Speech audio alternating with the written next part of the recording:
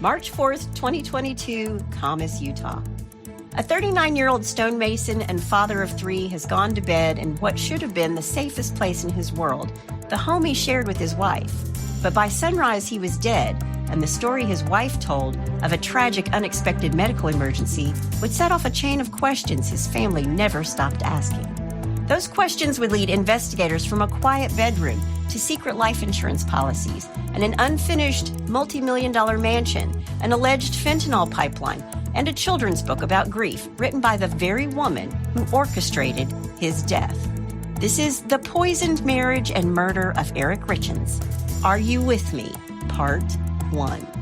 Hey, y'all, I'm Chris Calvert. And I'm her husband, Rob Potter. Welcome to Hitch to Homicide. For better or worse. Till death do us part.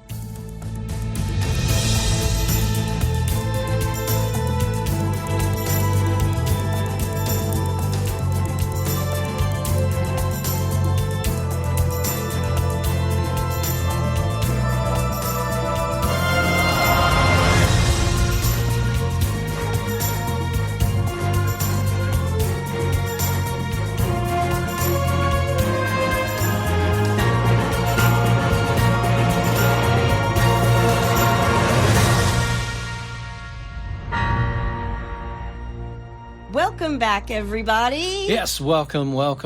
And for our friends over there in Rwanda.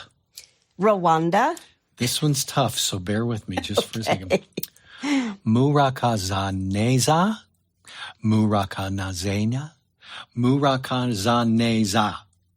I think you said it the same way twice.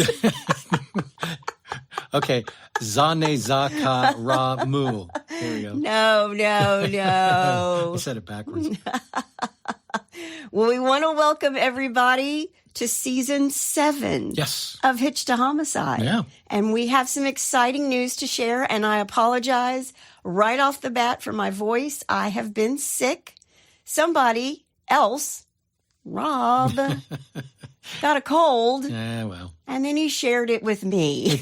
But you have a sexy voice, that's why. So it's all good. Yeah, well, hopefully I'm not just like raspy through this whole thing and everybody can understand me. You'll make it. I know. But we have some exciting news to share. Yes. Hitch to Homicide is joining the podcast network Believe. Yep. And Believe is a premier audio and video network filled with over 500 shows on lifestyle and sports. Mm-hmm. And Believe reaches audiences across all major podcast platforms, YouTube, social media, regional TV, networks, streaming video services, and fast TV. It's the ultimate destination for hosts, fans, and brands. We're going uptown.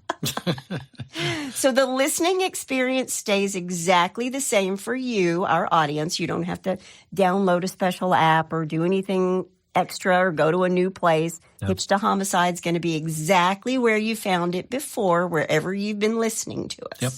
But we are really happy to be a part of their family. Yeah, we're just going to get to a wider audience. Yeah. The other thing that I love, because they started off primarily as a sports podcast network, and they do have Bengals on there, and Solomon Wilcox, who was on the 1989 Super Bowl Bengals that got beat by Joe Montana, who I love Joe Montana. But Solomon Wilcox, I give him a shout out for his Bengals podcast. There you go. Go Bengals. Hopefully he'll give us a shout out. Yeah. For our true crime podcast. Yeah. So we've had lots going on this first 3 months of 2026. Rob and I have some fun and exciting projects to share with you coming up soon. Mm-hmm. But we are back to telling you true crime stories each and every week, beginning today, April 1st. So happy April Fool's Day. And I'll be waiting all day for Rob to pull a prank on me. We'll see what that is. I've got a couple up my sleeve. Of course he does. Yep. Well, wherever you're listening, be sure to subscribe to Hitch to Homicide, then like, rate, and review the podcast so others who are just like you and they love true crime can find us. And if you're watching us on YouTube, please hit that subscribe button below. Yes. Go tell your friends. Tell everybody to watch us on YouTube and listen to the podcast. Yes. If you want true crime with us all the time, please join our closed Facebook group, The In-Laws and Outlaws. Tell everybody to go join this one, too. Go to Facebook and type in H2H In-Laws and Outlaws. Answer a couple questions you are in. Go join. And answer the questions. We still have people in the pipeline that won't answer the questions. I know. I don't let them in. I let them sit there for a little while. Come on. But I post photos and other information in there as well. We love those folks. They're the absolute best. Yep. You can find us on Instagram at Hitch to Homicide or on X at H2H_podcast. And we also have a Buy Me a Coffee link if you want to send Rob some coffee. Yes. Because he drinks it every episode. Or if you want to send me a throat lozenge this week. And I also got a new coffee maker, and it grinds the beans. Oh, my gosh, y'all. This coffee experience. Please. Seriously? It's awesome. Unbelievable. But you can find that link in our show notes. Yes. You can also send us a text. The link to that is at the top of the show notes where it says, send Chris and Rob a text. Yes. This case is about a woman who writes a children's book after her husband has passed away. Okay. Sound familiar? Yeah. I have done this. I'm a little worried. And her husband is a redhead. I just thought I'd get that out of the way, just right off the bat. Just thought I'd get this out of the way. Folks, if this podcast ends up being one person, you know what happened. It'll be a hitch one homicide. No, there's nobody to hitch to. Yeah. Unhitched to homicide. Exactly. That's it.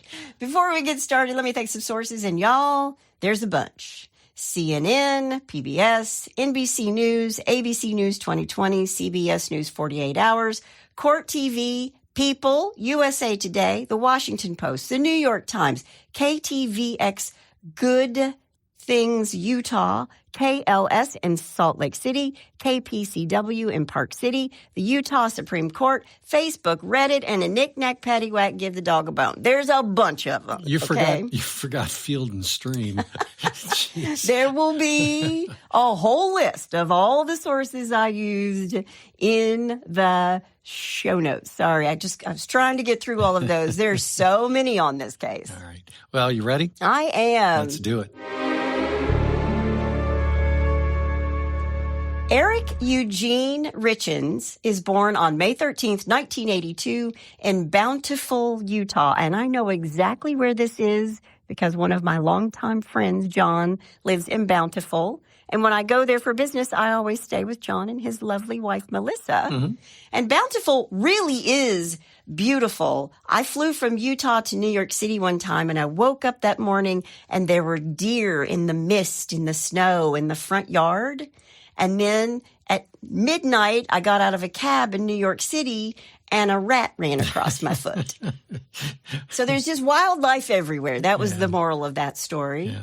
But Eric, he grows up in Bountiful, and he is the oldest. He has two younger sisters, Katie and Amy. This is a really close-knit family who is a part of the LDS Church. They're Mormon. Mm-hmm. They own a cattle ranch in Summit County, and he grows up working on this ranch. He's a roping and a riding. And his sisters work on this ranch as well. They both ride horses. He graduates from Woods Cross High School, and he's going to attend and graduate from the University of Utah with a degree in international studies and a minor in Spanish. But because he's part of the LDS Church, he served a 2-year mission in Mexico City, which makes sense why he minored in Spanish when he came back. Yeah. And he is a redhead, and so are his sisters. All three of them are gingers, okay? Eric is a hardworking guy. He has this work hard, play hard attitude. He loved the outdoors. He loved riding ATVs, hunting, fishing. He's a really accomplished outdoorsman. And after school and his mission, Eric starts a company with his best friend, Kouri Wright, C&E Stone Masonry, LLC. C for Cody, E for Eric. Right. Now, Eric marries around 2005 when he's around 23 years old. He marries a 20-year-old girl named Julie Jorgensen. And this marriage is only going to last until 2009 when these two will have a very contentious split that will involve Julie cheating on Eric. And when these two do divorce, Julie wants part of the business that Eric has built with his best friend, Cody. Now, when they divorced, they don't have any children, but I'm assuming that because his business was new, she believed that she helped him to build it and was entitled to something for it. So this was a really big deal when they're divorcing. Side note, Julie's going to die in a fiery car crash. Wow. In January of 2011, a fiery car crash. Sorry, I couldn't get that out. She's only 26 when she dies. And, of course, this is after the divorce. So Eric is a single guy again, and he and his partner, Cody, are really building this business up together. Now meet Kouri Darden. Kouri is born in 1990 in Oklahoma. She's going to move through about 17 different states as a little girl because of her parents' work. Okay. I read that according to Kouri, her dad was a successful engineer from 1990 to 1996, and they moved to 17 different states for his work. Good Lord. And Kouri herself has said that she had a rootless, chaotic upbringing. She wrote this life story for a wellness retreat that describes this. And as well as that, she talks about the fact that her mother was a compulsive gambler who spent weekends in casinos losing money and homes and cars. Wow. In 1996, her father is involved in a drunk driving accident where he hit a police officer. I can't think of a worse way Jeez. to have a drunk driving accident. Yeah. But other than killing somebody, but to hit a police officer. Wait till you hear one of my bless your hearts today. Oh, no. But after this, her parents divorce when she's 6. And she moves to Utah with her mother and her brother, Ronnie. Now, I do believe she has some half-siblings as well, but Ronnie is her blood relative brother. Okay. Now, according to a 2020 episode where her longtime best girlfriend is interviewed, when Kouri hits middle school in Heber City, Utah, she begins to thrive. She's in one place the whole time. She's got a core friend group. She's a cheerleader. She plays on the tennis team. But she's also working for her mother's sister, her aunt. Her aunt has this cleaning company. I think it's called LTD. And it's not like her family has a lot of money, obviously, if her mom's been a compulsive gambler. Right. But she's cleaning toilets in Park City, Utah for people who have lots and lots of money. And according to her friend Allie, this was the life that Kouri wanted. She didn't want to be cleaning the toilets. She wanted to be paying somebody to clean her toilet. Right. When she graduates high school, she goes to Weber State University. This is according to her LinkedIn profile. Do they make grills there? Sorry. It's getting nice outside, and that's all he's talked about is making smash burgers, y'all. No. This is the life I live, just so you know. Hey, there are priorities in life. Smash burgers are one of them. Yes. But I don't think she went to Weber State University right away. But while she's going to college, she's working at a Home Depot. And Kouri says that going to college felt like a fresh start for her. She wanted that Park City life again. She wanted a stable home and a family. So she's in school and working at this Home Depot, a Home Depot that Kouri Richins frequently goes to because of his stonemason business. Right. And this is how Kouri and Eric meet. Kouri's about 19 years old, and Eric is 8 years older than she is. And these two date for about 4 years. And during Kouri's sophomore year in college, while she's dating Eric, she gets pregnant. Now, it's important to know Eric's family, his mom, his dad, and his 2 sisters, they're not really Kouri fans. But she's pregnant, and Eric's a stand-up guy, and these two decide to get married. It's a really small ceremony. I believe it was in somebody's backyard. But they got married on June 15th, 2013. Okay. But before Kouri's walking down the aisle, Eric's mother hands her a prenuptial agreement to sign on the wedding day. Jeez. Now, this could be because this was, as we say in Kentucky, a shotgun wedding, or it could have been a calculated move. But Eric's mom and Eric know what he went through the first time he was married with his first wife. Right. And they know now what his business is worth, which is even more. So This prenup stated that Eric kept his 50% ownership in the stonemasonry business. Right. It also sort of states that whatever is Eric's, and anything he buys that's in his name only is his, period, whether he's married or not. End of story. Yeah, sounds like she's got it all covered. Well, the mom does, apparently. Yeah.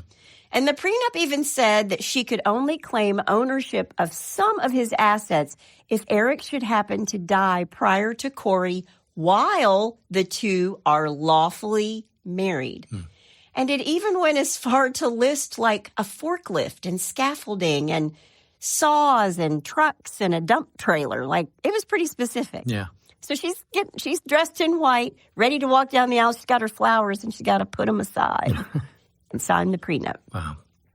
Now, these two will have 3 boys in a span of the next 4 years, and she stays home and raises the boys for a while. Then she will dabble in housekeeping, office design, hospital work, and retail before she moves into a career in real estate. Now, by this time, Eric and Kouri have a beautiful home in Camas, Utah. Lots of square footage. They've been taking great vacations together with the boys and alone. They look like one big, perfect, happy family. She becomes a partner at a Utah real estate company, and by 2015, she's trying to buy and flip homes on the side. But according to Eric's sisters, Kouri was struggling, so she started taking money from Eric's account to help with the buying and the selling. In 2018, Eric's mother passes away, and he's very close to her, and I'm sure this affected him and his father and his 2 sisters deeply, because by all accounts, again, this is a super close family, and that's important because it's going to play a role in the rest of this story. Okay. April 26, 2019, Kouri launched her own firm, Kouri Richins Realty, LLC. She was going to buy and flip homes under a business name. But before she even files the paperwork in April, Kouri opened a bank account without Eric's knowledge or consent. It had a revolving line of credit, and she borrowed $250,000 using, I believe, their home, which her name is not on, as collateral. I guess you probably shouldn't do something like that. No. Yeah. She did all of this with a deed of trust where Kouri signed Eric's name. Now, y'all, Rob will be like, hey, do you care if I spend like an extra $50? I'm going to buy this thing. And I'm like, I don't care. I don't care. Well, I just want everything to be out in the open. And he does. Do you think I ask him if I spend $50? Hell no. That does not happen. I'm just out there doing my thing. Yeah, we're on a first name basis with the Amazon delivery guy. Okay. Now, right out of the gate in 2019, she buys and flips a home, selling it to this couple, Alec and Taryn Wright. And according to ABC's 2020 investigation, this couple was so happy because they had found their dream home. Remember that. Kouri begins buying more and more homes to flip, and by 2020, she's really needing Eric's financial support, but she's not telling him that she does. Wow. In September of 2020, Eric discovers that Kouri had withdrawn $100,000 from his bank accounts and had borrowed over $30,000 on his credit cards and had borrowed money using a fraudulent power of attorney. Ooh. Yeah. Wow. You can do time for that. She's signing his name left and right. Yeah. He confronts her about this, and she promises him. This is according to Eric's sisters. She promises him she's going to pay him back. Yeah, right. Yeah, but by this time, we're talking nearly $500,000 of Eric's money. Yeah, and their home. Yeah, it's all been either stolen or misused. Wow. In October of 2020, Eric meets with a divorce attorney and an estate planner. He wants to keep the money out of Kouri's reach, but he wants to provide for his 3 boys. Again, stand-up guy. Sure. He's very much this family man. He doesn't miss a game. He's the boys' soccer coach. And And I should say, though, that she's very involved with the boys as well, according to their friends and other accounts. Okay. But he's worried. He's kind of been down this road before with his first wife. Yeah. He's got this prenup and probably his dead mom in his ear saying, boy, you better take care of this. Yeah. And he does, because after meeting with the estate planner, Eric changes his will and forms the Eric Richins Living Trust, placing his estate under the control of his sister, Kouri Richins Benson, for the primary benefit of his 3 children. Got it. He also transferred his partnership interest in his business to his trust and designated the trust as the beneficiary of his $500,000 life insurance policy instead of his wife, Kouri. Now, during all of this, Kouri has found what she believes is her dream flip. It's this huge unfinished mansion in Midway, what she called the Midway Mansion, which sat at 106 North Legacy Way in Midway, Utah. It was a 20,000 square foot home. Wow. With a 3,000 square foot guest house. It had between 9 and 10 acres of land. Man. And construction began on this house in 2017, but it was never finished. And it just sat as this plywood home for years. And she contracted the home in December of 2021 using high-interest, hard money loans under Kouri Richins Realty, which just means the loan is short-term, and it's usually interest-only with a balloon payment at the end, and the interest rates can be as high as 15%. And lenders can also charge really hefty points and fees when you close on the property. Now, I want to say, when Kouri herself writes about her upbringing being chaotic and her mother's gambling problems, this is exactly what Kouri is doing, I think. Yeah. She's gambling on real estate with Eric's money, so she's playing with house money, right? Yep. Also, sometime in 2021, Kouri meets Robert Josh Grossman. He goes by Josh. Josh moves from South Carolina, he's a good Southern boy, to Utah in order to work. He's a war veteran. He served in Iraq. He's working with Kouri on her homes. He's helping her to flip houses, making repairs. And before she actually gives him a job, he's basically couch surfing. But she does give him this job, probably paying him with Eric's money. Sure. And these two begin a torrid love affair. But Josh isn't the only person Kouri has working for her. She also has a woman named Carmen Lauber working for her. Carmen is a housekeeper. Carmen worked for Kouri's aunt. Again, this cleaning business, LTD, personal house cleaning. But Eric and Kouri's home was one of Carmen's regular Friday cleans. And she would, on occasion, use her to clean one of the homes that she was flipping. And Carmen had a background not only in cleaning, but she had a long history of drug use and distribution, mostly meth. Wow. And I don't know if you know this or not, but Utah has had an opioid problem. They've previously ranked pretty high in the prescription opioid misuse category. I wonder why. And I'm going to tell you, from 2013 to 2015, they were among the top 5 states for overdoses. Really? And you asked why Utah is among the top states for overdoses. Yeah. Well, a lot of people believe because it's Utah and it is primarily Mormons or LDS people who live there, they don't drink. But they can get a prescription for an opioid. Yeah. And they were in the top 5 for opioids that had been prescribed, overdoses. Gotcha. In 2023, the most common drug used in overdose was fentanyl in Utah. And it was involved in 47.9 of overdose deaths. Wow. And they've seen record high ODs and a surge in illicitly manufactured fentanyl and methamphetamine. And that's often cut with other substances, and they don't even know what they're putting in there. Yep. West Virginia has long held the distinction of being number 1 in opioid misuse or deaths. Kentucky's been up there in the past too, but we're not even in the top 10 anymore. And in case you're wondering, it's from 10 to number 1, New Mexico, Oregon, Tennessee, Maine, Vermont, Washington State, Washington, D.C., Alaska, and number 1, West Virginia. Wow. But back to Carmen, who's cleaning Kouri and Eric's home. She's a drug user in 2021 when she's cleaning their house. So Kouri's got this business flipping homes. She's stealing money from her husband's accounts. He's confronted her. She says she's going to pay it back. But she is in the middle of an affair with Josh, her handyman. And unbeknownst to Kouri, Eric has moved his estate into this living trust.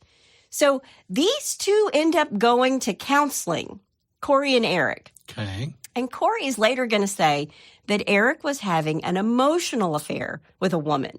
But no one knew that Kouri was having a full-blown sexual affair with Josh. And from what I could find, they went to counseling 4 times. Okay. Only 4 times. That doesn't count. Yeah, I think she's just getting her, the counselor's just getting to know you at 4 times. Yeah. Now, when Kouri began her business and started flipping houses, she had 1 house, remember?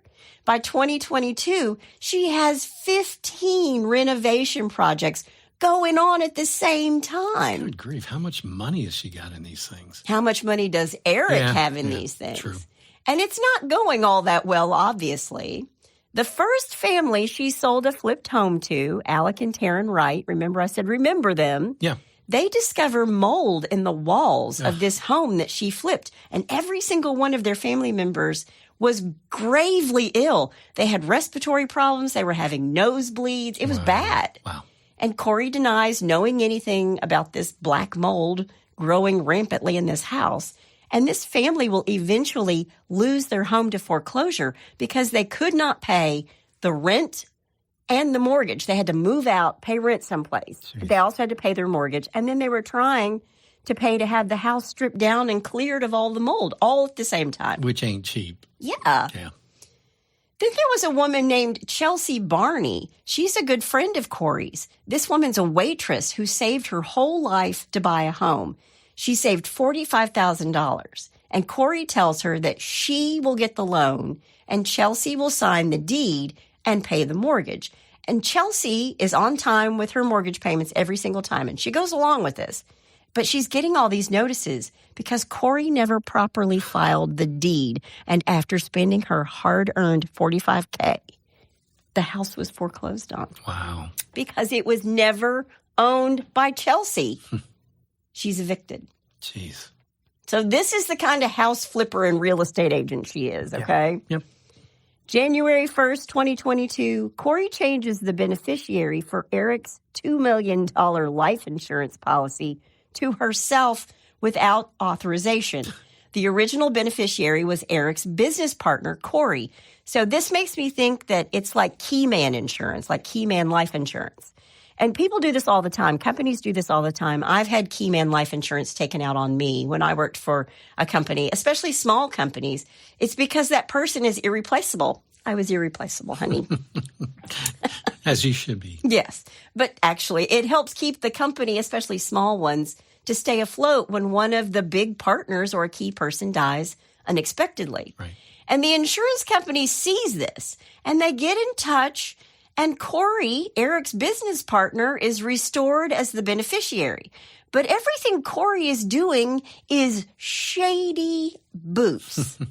And Eric is obviously aware of this. So I have to think that in the back of his head, he's got a contingency plan, right? Maybe to divorce her or something. Right. By late January 2022, Kouri is calling some of her friends, asking around where she can get a prescription for pain medication for one of her investors who had a back injury. Well, if you've got a legitimate back injury, why can't you go get your own pain meds? Go to the doctor. One of the friends Kouri asked was Carmen, her convicted drug dealer on probation house cleaner. And she would have no idea where to get drugs. Yeah, absolutely none. No. Carmen called her contact, somebody named Susan. It would be $600. That's what it's going to cost. That's what Susan tells her, $600. Okay. When Carmen gets these pills, she texts Kouri that she had the pills, and Kouri drove to Carmen's house the next morning to pick them up. I believe they were like OxyContin. Yeah. Early February, Eric has a sudden, severe illness after eating or drinking something Kouri gave him.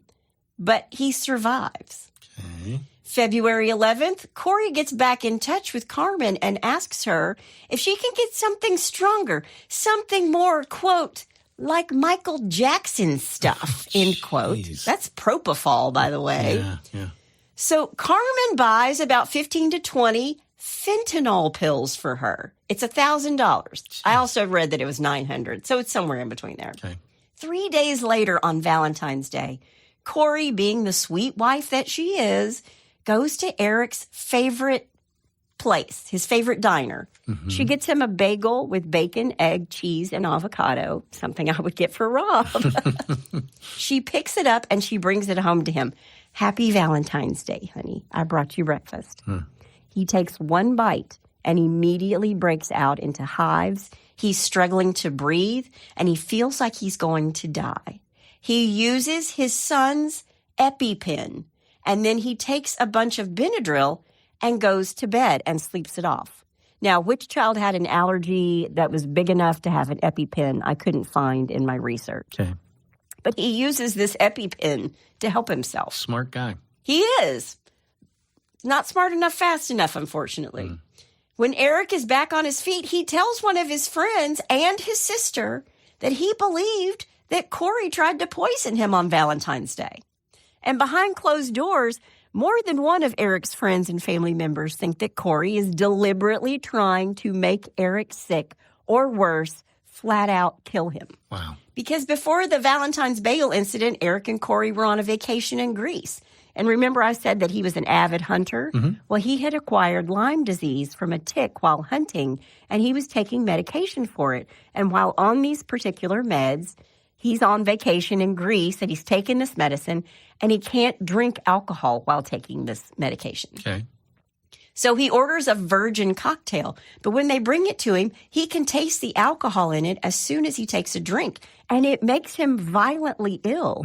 And he goes up to the hotel room and he calls his sister Katie, and he tells her then, I think Kouri is trying to poison me. Wow. So it happens even before the bagel. Yeah. And who knows what she did with the oxy tablets she got for the person with the bad back. I mean, Right. What did she sprinkle that in? Yeah. So far, Kouri's not been successful, but she is still having her torrid affair, and she and Josh are texting a lot. Quote, I love you. I love talking to you, being with you. I don't have that in my marriage, and I really enjoy my relationship and love for you. But you're right. She spells your Y-O-U-R. She spells this wrong. Of course she does. But you're right. We both know this love triangle can't go on forever. And Josh believes that she's going to sign some divorce papers. He thinks that Kouri is his soulmate. He is head over heels in love with this woman. Wow. He's just a good Southern boy, head over heels in love with her. I'm in love with the devil. Yeah. But after the Valentine's Day bagel incident, Kouri is texting Carmen again, her housekeeper, drug dealer, Yeah. that she needs more fentanyl because the first batch wasn't strong enough. And all of this is coming to a head at a time when she's going to need a bunch of money because her dream flip, the unfinished mansion in Midway, it's time to close on this property. And while she's arranging with Carmen to get stronger fentanyl, she's texting with Josh saying, quote, I have a crazy dream. I divorce and come up with millions and millions. We buy Midway and live in the guest house and rent out the huge house as a big event center, $15,000 a day, raise some kids, have a little farm. Deal? End quote. Okay. On February 26, 2022, Carmen, Kouri's drug hookup, buys roughly another $1,000 worth of fentanyl for Kouri. This time, she leaves it at the Midway home for Kouri to pick up herself. And I think Josh is like, are you divorcing this guy or not? Because I'm in love with you. Figure this out. Yeah. And also around this time, Kouri takes out a life insurance policy on Eric without his informed consent, which means you're supposed to tell a person that I've taken out a life insurance policy on you. Right. You can't just do that. And this one is for $100,000. But what I haven't told you is that between 2015 and 2017, Kouri secretly opened at least 4 policies on Eric, totaling about $2 million in benefits without his knowledge. How did she do that? Forged? She forged his name. Jeez. This is outside of the $2 million she tried to poach from his business partner. Wow. So she texts Josh again, saying to him, quote, "Life is going to be different, I promise. Can I try Friday? Give me a few days. Hang in there until then, please," end quote. Man. This poor Josh. Yeah. Poor everybody that's in her There's a lot of people in her wake. Let's just say that. Yep. Then right before Thursday, March 3rd, 2022, Kouri makes a third request for fentanyl pills, this time paying $1,000, and Carmen meets up with her dealer. His name is Robert Crozier, and these two meet up at a gas station, and then Carmen and Kouri meet in her driveway where Carmen hands off the drugs. The evening of March 3rd, 2022, according to Kouri, she and Eric were celebrating that she was closing on the Midway mansion. She made Eric a Moscow mule in the kitchen and brought it to him in their bedroom, where he drank it in the bed. Then she also made him a lemon drop shot, just to top off the first celebratory drink. I thought he wasn't allowed to drink alcohol being on... Well, most Mormons do not drink. I meant because of the... He wasn't... Well, Lyme disease is something you always have, but right. I think you have flare-ups. Okay. And so when he had a flare-up, he would take the medication. Gotcha. And he didn't have a flare-up. And he would drink with his bros. I mean, sure. He would drink beer and stuff. He wasn't a Mormon who didn't drink alcohol. Right. He did drink alcohol. By the way, she is not part of the LDS Church. I'm sure they're very happy to know that. Yes. Yeah. But she gives him this Moscow mule. Then she gives him a lemon drop. And then she says that Eric also took a THC gummy to help him sleep. Now, after the lemon drop shot, she went to sleep in another room with one of their boys who she says was having a night terror. This is around 10 p.m. Now, he did have, according to a Reddit thread, he had a normal phone conversation just prior to this with one of his friends. Okay.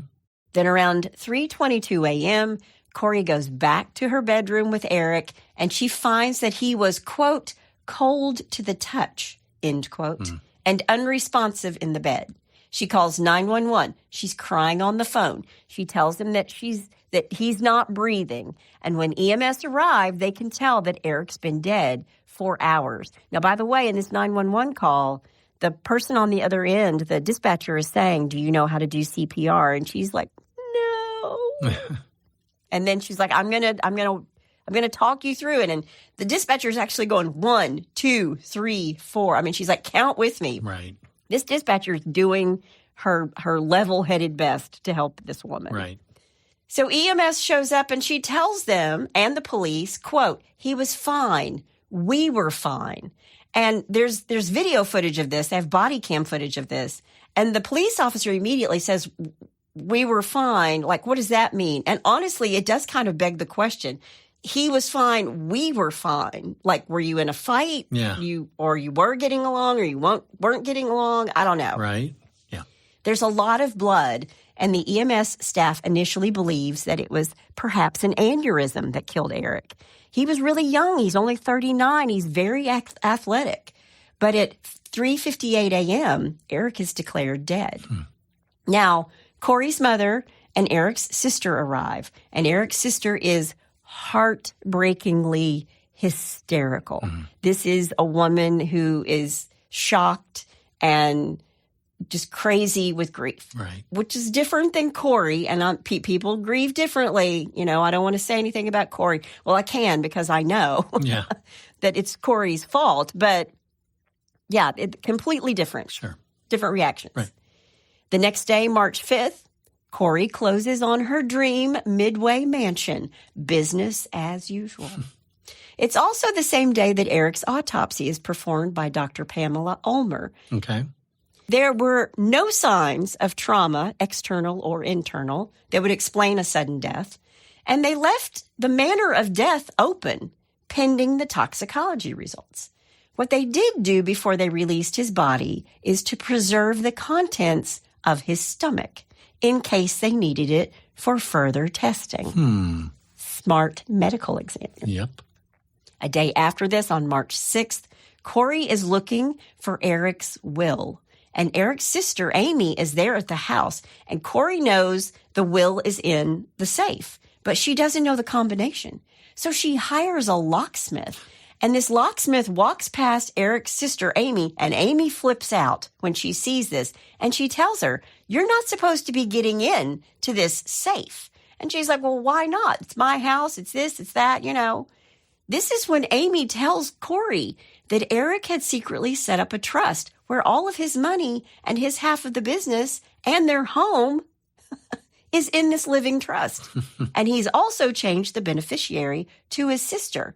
She's basically saying, this isn't your house anymore. Yeah. And these two are screaming back and forth, and the police show up. And Kouri wants to fact check this. And the estate planner calls and tells her, yeah, it's true. Hit the road, Jack. Yeah. It's Amy that she's fighting with, but he tells her his other sister, Katie, is in charge of it. And the sons are the beneficiary of the trust. It's not you. It's not your home. And Kouri was so angry, she punched Amy in the face and neck. Wow. And Kouri is arrested and found guilty of assault. Jeez. This is all before the funeral. Wow. Sounds like she's a bit out of control. To say the least. Yep. The funeral itself was fine, but it was uncomfortable, according to friends and family. They did not sit together. Like, Kouri's on one side and Eric's family's on the other. There's a big divide. And she had like this weird horse and buggy with like a glass container where you could see the coffin through it. It looks really Victorian or something. And apparently she spent a ton of money on this funeral. Wow. On April 13th, police informed Kouri of Eric's cause of death. The toxicology report is back. He died of an illicit fentanyl overdose. Wow. She tells them that he didn't use drugs. And what did illicit mean? And they tell her it means it's not pharmaceutical grade. These drugs are from the street. Yeah, this is coming from the person that said you're Y-O-U-R. Yeah. Yeah. 3 days later, on April 16th, Kouri's on her computer Googling, what is a lethal dose of fentanyl? And she misspelled variants of the word fentanyl. She also Googles, if someone is poisoned, what does it go down on the death certificate as? Yes. She also Googled questions about life insurance payments while the death certificate is pending and how death certificates list causes of death.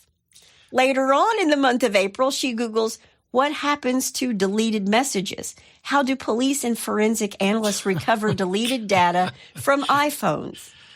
Okay, Einstein. And here's the last one. She Googles signs of being under federal investigation.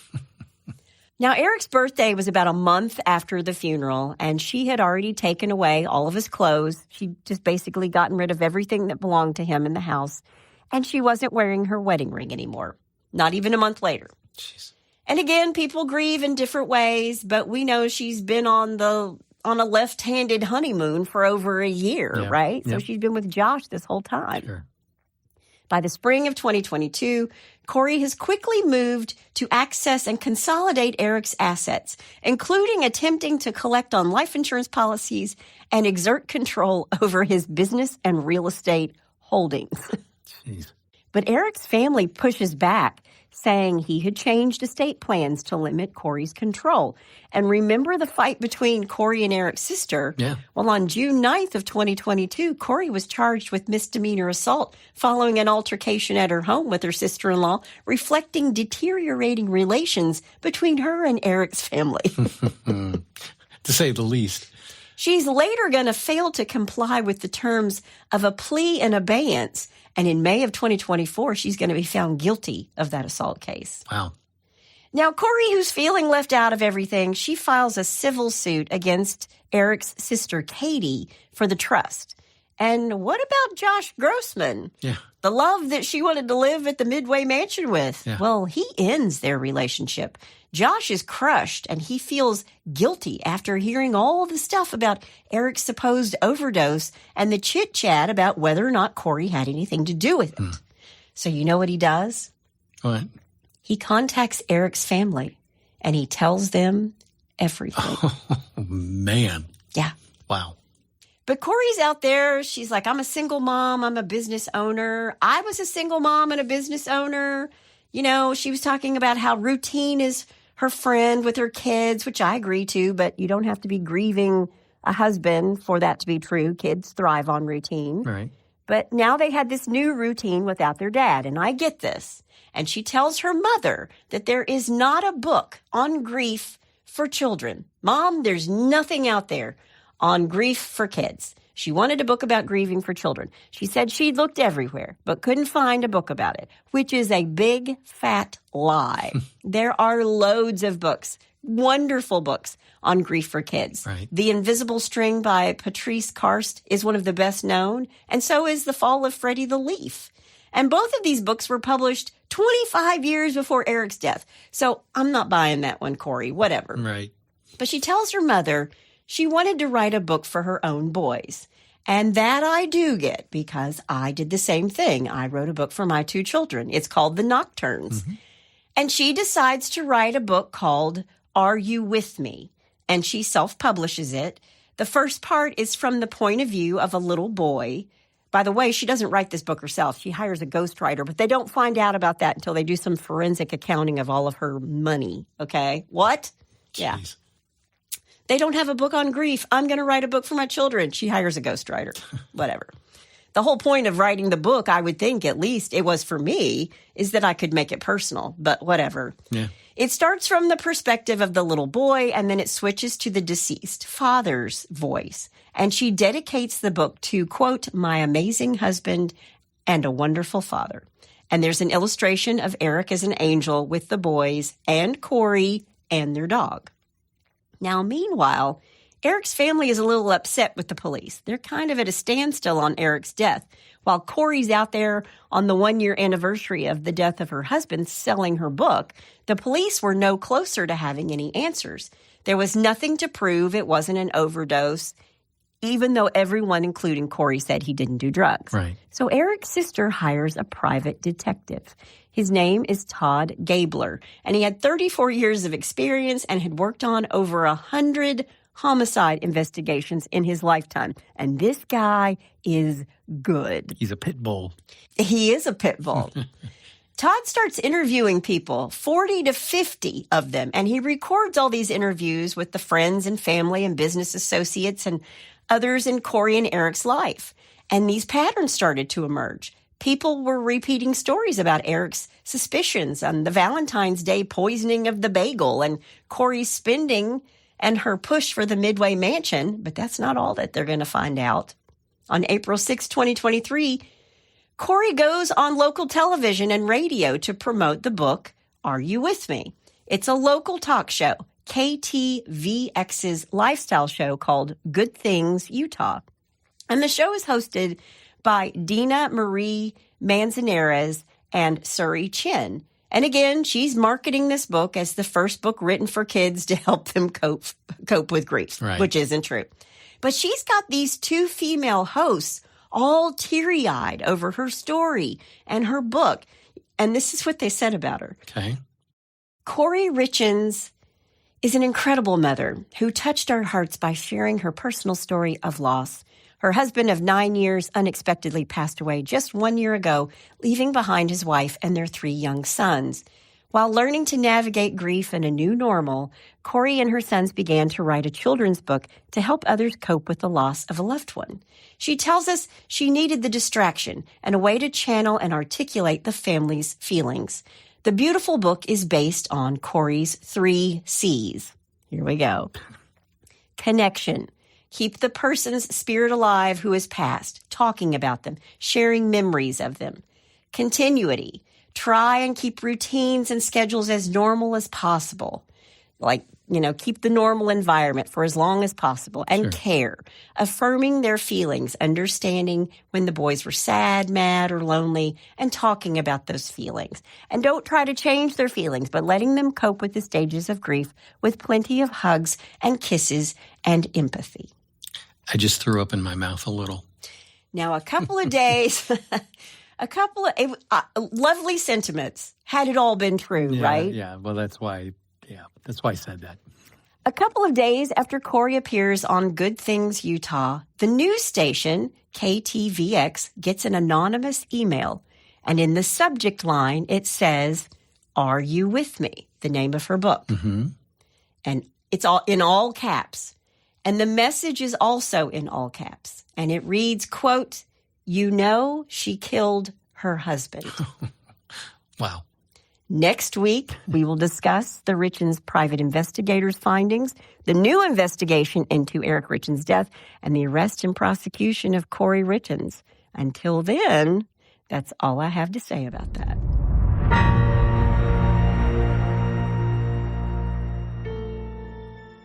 For nearly 7 years, Jane Doe has lived in the shadows, her past buried deep beneath layers of secrecy and silence. After completing more than was asked of her in her last assignment for the enigmatic Kywolf project, Jane Doe vanished without a trace, leaving behind a trail of dead bodies and unanswered questions. But now, as the specter of her past returns with a vengeance, Jane finds herself thrust back into a world she thought she'd left behind forever. When her former sins come knocking on her door, Jane is faced with an impossible choice: continue to hide in the shadows, or once again take up arms against the forces that threaten to tear apart the fabric of society. With enemies lurking around every corner and allies who may not be what they seem, Jane must rely on her wits, training, and her unyielding determination to survive. And while trust is a luxury she cannot afford, Jane must confront the truth about herself and her past. As the clock ticks, she realizes that the line between family, friend, and foe are razor thin, and in the end, the only person she can rely on is herself. Jane Doe 4 Charlotte is available September 24th, 2024. No name, no regrets, no mercy.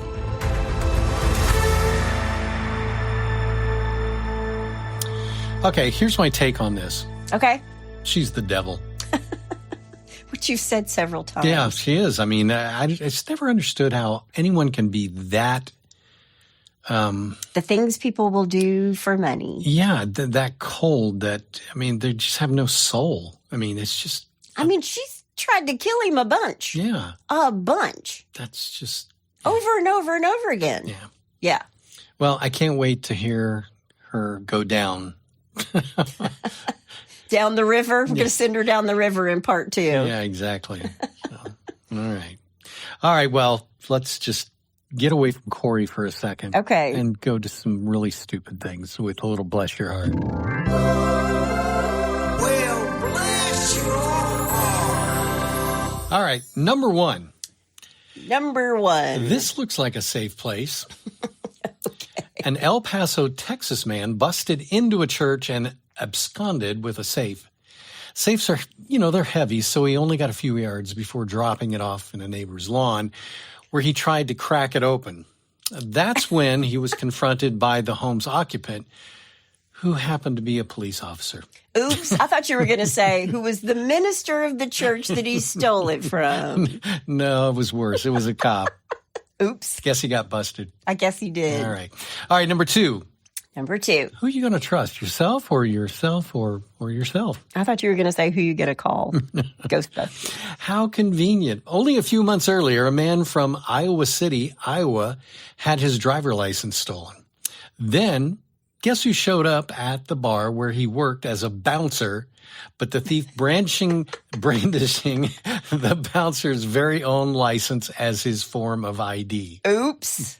Was it a young guy, I hope? Yeah. Okay. Yeah, he called the cops, and of course he was arrested. Taken away. Yep. All right, third and finally. These are short. I know. License and registration and attorney, please. Okay. Anthony Kenneth Mastro Giovanni, That's like chef's kiss. I know, was impersonating a police officer when he pulled over another car for speeding. The driver quickly sussed out that Mastro Giovanni was fibbing since he, too, was a cop. But in his case, the kind of cop who doesn't have to pretend he's a cop because he really is a cop. Mastro Giovanni was arrested for impersonating a police officer. I'm telling you, man. Did he have cannolis in the car? Leave the gun. Take the cannoli. Oh, so there's your stupid idiots for the week. Well, if you have a bless your heart or you know somebody's heart who needs blessing, all you have to do is go to hitchtohomicide.com. When you get there, there's a pull-down menu. Yep. While you're there, you can also suggest a case or tell us about your brush with true crime. Please do. It's my amazing husband out there. That's my beautiful bride in the booth. Join us next week on Hitch to Homicide, where we'll do part 2. Bye, y'all.